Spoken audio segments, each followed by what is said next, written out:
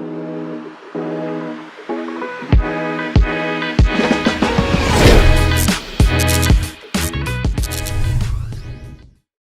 know, there are times where I think about my journey as a parent and some of the things that I've learned along the way, and then some of the things that I failed at. And I kind of want to talk about the lessons that I learned from the failures that I had. But before we get into that, make sure you like, subscribe, and you share our content. Make sure you check out the live show, check out our interviews, and check out React Up to watch our new series for reaction videos. Now, let's talk about where I started at. I started way back when.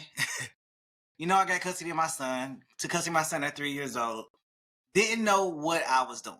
Okay, I didn't come from the best household, so to speak. I mean, I was raised by my grandma and my auntie. Loved them to death. My mom was out working. Love her to death too. But she was out there working, trying to provide for me.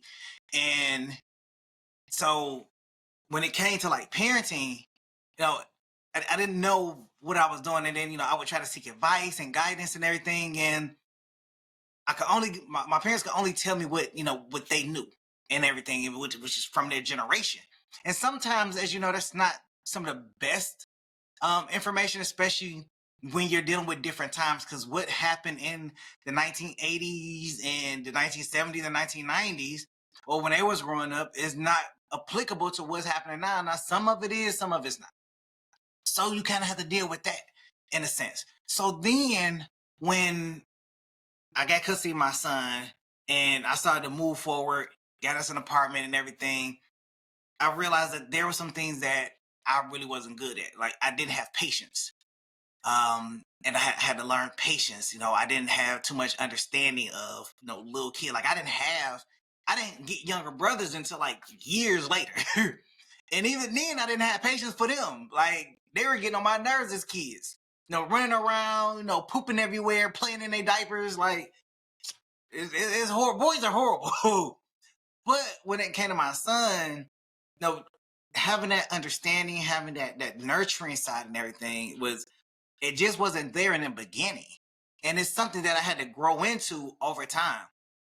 When it came to discipline, I wasn't disciplined that much as a kid. I was yelled at, but I didn't really get too many whoopings. But I believed in whoopings. And, I kind of took that approach with my son because, my dad kind of took that approach with me, but it didn't really work. So these are some of the things that I kind of want to discuss as, I have progressed forward in my time as a parent and some of the lessons that I had learned. So the first lesson I learned was patience. As I stated before, is being a little bit more patient with my son and understanding that he's not grasping things the way that I'm grasping. Like, he's still developing and thinking. When it came to showing him or teaching him his homework or showing him how to do different things, and he's anxious to either jump into it or anxious to get it done, or I'm sleepy, and using all these different excuses. I'm, on the other hand, like, nah, we're not doing that. You had to eat all the food off your plate, or why can't you understand this homework? It's simple math. It's simple for me. I am putting off my expectations on him. And I had to learn not to do that. He doesn't understand like I understand it. And then, when we did get to the math, I realized that the math that they were doing in school is not the same math that I was doing in school. It was two different kind of math. I don't understand. Like, I remember long division, and they was doing division completely different than how I was doing it. And I was like, nah, we ain't doing it. I showed them the long division part, but why his teacher tell him that it was wrong? I'm like, it's the same exact answer. And they're not looking for the answer. They're just looking for like them to learn the process. And I'm like, well, you came to the same answer, son. I just put him in tutoring at that point. I didn't want to deal with it no more. I was like, just go to tutoring because I can't help you with this. Do your homework and latchkey, aftercare, so they can help you. So patience is what I had to learn. Then from patience, I had to learn how to be able to like communicate a little better. My communication wasn't that great, especially for a child. Because when you're talking to them, you have to talk on their level, and they don't understand some adult language. Like, I could tell my son, could tell my son to do something, but where I think he should fill in the blanks at, he not gonna fill in the blanks. So I had to learn to be able to break down and tell him step by step on what he need to do. Like I show him how to cook at an early age, and then I show him how to clean the house at an early age, and we had to go like step by step throughout the whole process, just so he understands how he's supposed to do these in order. Especially when it came to cooking, because he wanted to go and put something on the stove and then run and go play the video game. You can't do that. Okay, you got to come back. You got to kind of monitor this food over here, like, because you're gonna get caught up in that video game, and then it's gonna be done. Same thing with his cell phone. When he first got a cell phone, he was trying to cook on the stove. He was about to burn the house down because he too focused on his phone and not paying attention to what he's doing. So I had to really get into him. Like, listen, if you're gonna cook, you can't be on your phone until you like really proficient in what you're doing. So yeah, communication. I had to learn how to communicate, and then I had to learn how to communicate without yelling at them. And that that was kind of a difficult point because kids, if I feel like they need to be yelled at sometimes because they don't listen. They have like this innate ability to just not listen to you whatsoever. So you have to yell at them. Had to learn that. Then I had to learn sympathy because I he did he was removed from his mother's house. Well, she didn't have a house, she was homeless. But he was removed from her care and put in my care. And I had to be sympathetic to the fact that he didn't know what was going on. And he reacted out about that when he was in school. And it was difficult because at the time I didn't know what he was going through. So I had a counselor talk to him at the school. And he went to counseling like twice a week just to kind of figure out what was going on inside his head. Now maybe he was, just being a badass kid, or he was actually reacting because he no longer lived with his mom, and he's seen some traumatizing stuff while he was with his mom, and was still trying to process it. And to this day, I still don't know. It's still kind of painful. It's still kind of hurtful, even years later, just knowing that he had to go through a situation like that when he really didn't have to. You know, so you carry that. You carry that with you. Still trying to provide something better, bigger, something definitely bigger than you, for that little person, so they can have the best of both worlds, our worlds, everything. Um, so another thing was discipline. Yes, I believed in whoopings, but once I moved on for whoopings, then it was kind of like, okay, well, if whoopings aren't going to work, then we're going to do something else. I had him hold up books in his hand and, do workouts and, just stuff that he just didn't want to do. He just, I don't want to do that. So I did stuff like that, and I realized that didn't work. And at the end of all of that, whoopings, conversation, whoopings and corporal punishment and everything, I just ended up talking to him.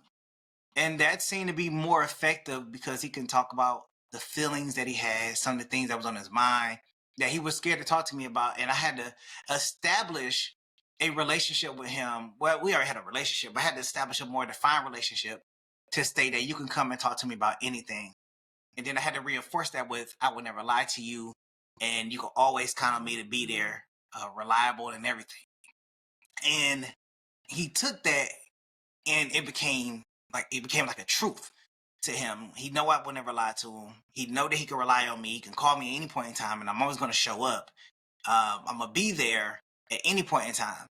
And that is the one lesson that I really try to push home to a lot of other parents, is that truth is greater than anything.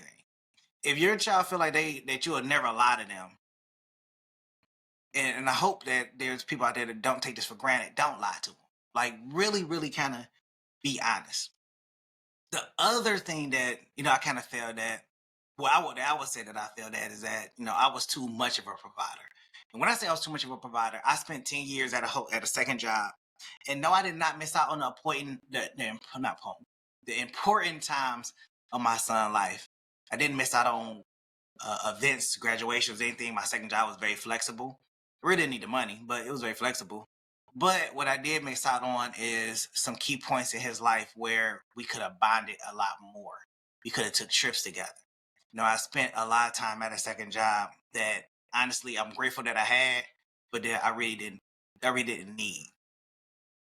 And I ended up walking away from that job when he got into high school because I knew that I wanted to be there for his high school years because those are some pivotal moments in a teenager's life is high school because a lot going on between um, extracurricular activities, graduation, prom, homecoming, um, women, men, depending on whether you got a boy or girl, and everything that goes along with it. So I definitely wanted to be there in those situations for him to make sure that I had his back. So I didn't miss those pivotal moments. But as he was growing up, he spent a lot of time at my mom's house, with my mom and my stepdad. He spent a lot of time with my cousins on some occasions. All because I wanted to work and provide this additional income and lifestyle that we not saying that we didn't need, but we didn't really have to have it. I'll say that I could have spent more time with him on the weekends. Um, taking a karate class, going to the park, taking a road trip, and we took several road trips together. But just thinking about all the other stuff that we could have done. But at the end of the day, I'm happy with what we have now. So there's a few things that I learned along the way that if I was to have another child, in that essence, I definitely would do something different. Teach him how to work on cars a little more.